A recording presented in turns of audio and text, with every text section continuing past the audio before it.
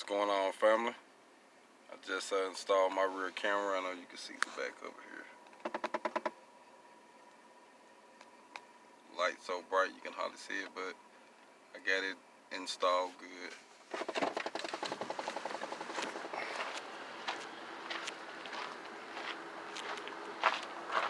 See, it's on right now, so turned out pretty well though. First time I ever did one, and got my leveling kit in the mail. About to work on it next. It's down here. Raise this thing up a little bit so I can go off-road, on-road, you know what I mean.